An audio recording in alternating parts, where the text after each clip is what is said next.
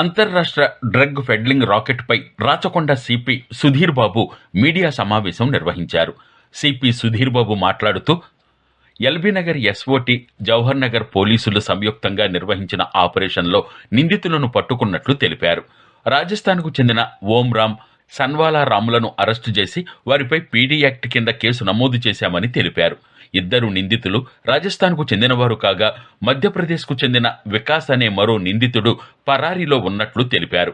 ప్రధాన నిందితులిద్దరూ carpenter, railing పనులు చేస్తూ జీవనోపాధి పొందుతున్నారని తెలిపిన సిపి సుధీర్ బాబు ఓంరాంపై రాజస్థాన్లో పలు డ్రగ్స్ కేసులు ఉన్నాయని, ఆర్థిక సమస్యల కారణంగా ఈజీ మనీ కోసం డ్రగ్స్ను విక్రయించడం ద్వారా సులభంగా డబ్బులు సంపాదించవచ్చన్న ఆలోచనతో నగరానికి వచ్చారని, కొన్ని నెలల క్రితమే ఓంరామ్ సన్వాల్ రామ్కు మధ్యప్రదేశ్కు చెందిన డ్రగ్స్ సప్లై చేసే వికాస్తో పరిచయమైందని తెలిపారు.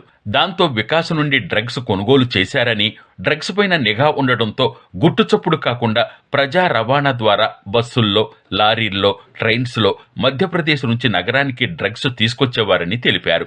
పక్కా సమాచారం అందుకున్న ఎస్ఓటి, ఎల్బీనగర్ పోలీసుల బృందం జవహర్ నగర్ పోలీసులతో కలిసి నిందితులను తిమ్మాయిపల్లి వైపు వెళుతున్న సమయంలో దాడి చేసి పట్టుకున్నట్లు తెలిపారు. నిందితుల వద్ద నుండి 40 కేజీల గసగసాల గడ్డి, 10 గ్రాముల ఎండిఎంఏ, మొబైల్ ఫోన్లు స్వాధీనం చేసుకుని సీజ్ చేశామని తెలిపారు. ట్రాన్స్పోర్టేషన్ లో వచ్చిన తర్వాత ఆటోలో కూడా పంపించాము. Different kind of transportation facilities create చేసి వీళ్ళు అందుబాటులో తీసుకొచ్చడానికి ప్రయత్నం చేస్తున్నారు.